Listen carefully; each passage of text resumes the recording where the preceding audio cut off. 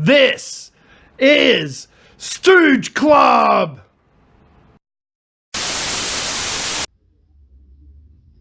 That's right, it's that time. It's a daily dose with the Stooge! And yes, I am losing my voice. Basically, anytime it gets really cold, my voice just disappears. So I'm going to speak at this volume. Hopefully you can hear me clearly. If not, turn that shit up. So today's discussion, what am I going to talk to you about at my table today? Well, I was thinking, what's better? AAA games or indie games? Or are they both just as good as each other? Alright, so to give you an example, this is a AAA game, Borderlands 3. High production value, lots of cost, lots of advertising, has a huge budget it needs to make back. This is an indie game, Bloodstained. This was a Kickstarter game. Did not cost a great deal to make in comparison to Borderlands. Very small team, not hundreds of people working on this, unlike Borderlands, so on and so on and so on. But does this make this any lesser of a game than this? Putting aside the fact that obviously this is and I hate this term so much, Metroidvania, two completely different games. But anyway, it's an exploring action game, and this is a looter shooter. So two completely different games, but will you get less enjoyment out of one or the other? The answer is depends. Depends on who you are, what you like, and obviously your preferences and tastes in games and so forth. Personally, I like playing a bit of everything. It gives you a bit more variety. So, I mean, we can go over to the AAA side again and have a look at something like Mortal Kombat 11, which was an absolutely brilliant one-on-one fighter. Probably one of the best one-on-one fighters we've seen for a long time. Street Fighter V was a disaster. King of Fighters 13 was okay-ish. SNK Girls Fighter, whatever that was just crap.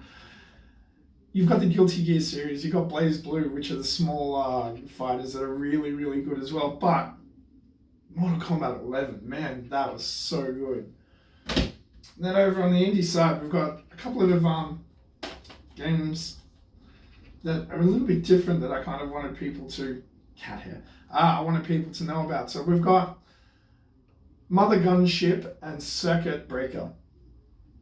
So this is a top-down roguelite, procedurally generated game. Your top-down Smash TV, twin-stick shooter style game. Really, really fun.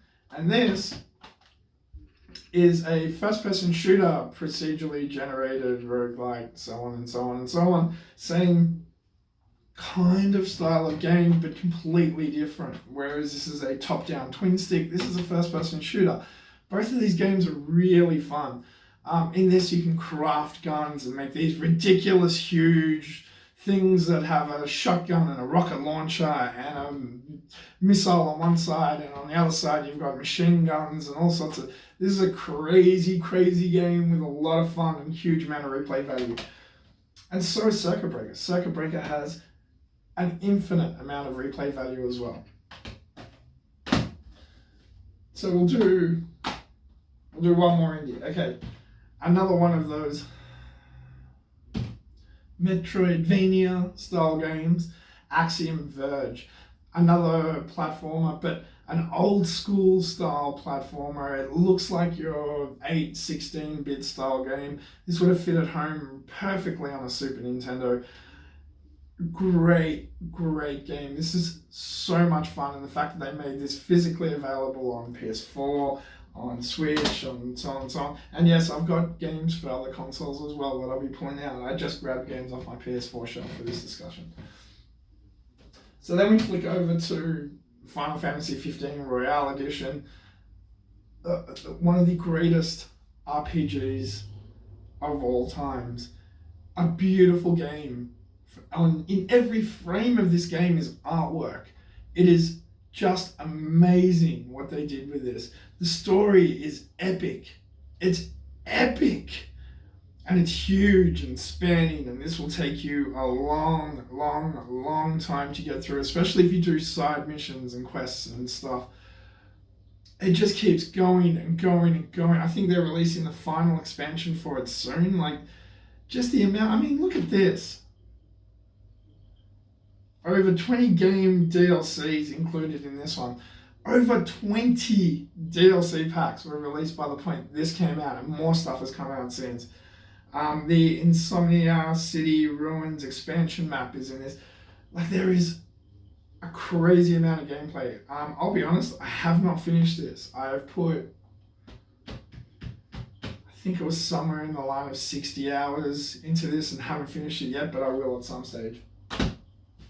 Now, another smaller title, and this one's a little bit harder to get, but it is awesome. If you're into shoot 'em ups, Rayman V is an amazing title, and again, this is not a AAA game. This is not a huge title. You can download this digitally.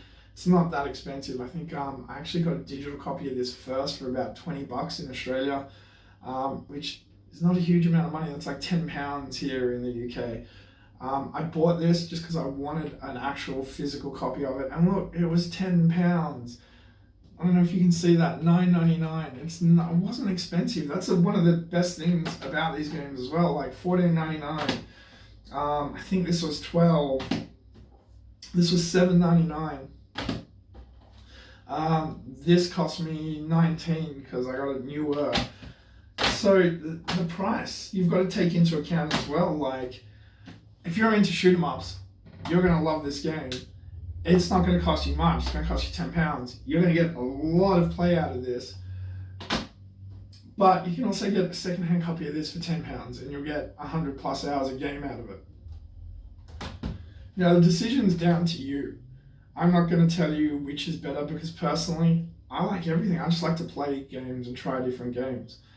But there are people that sit on the side of the fence of like, I'll only play the Call of Duties and the AAA titles and all that type of thing, and won't even give some of these amazing titles a try.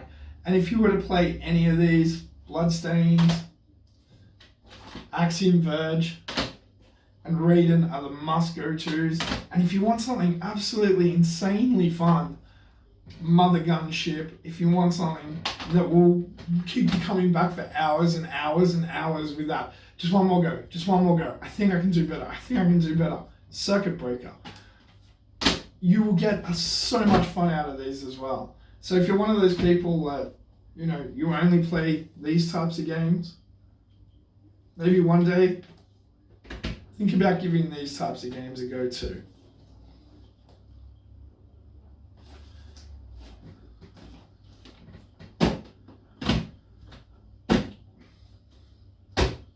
So that's it for this episode and my voice going out. But until next time,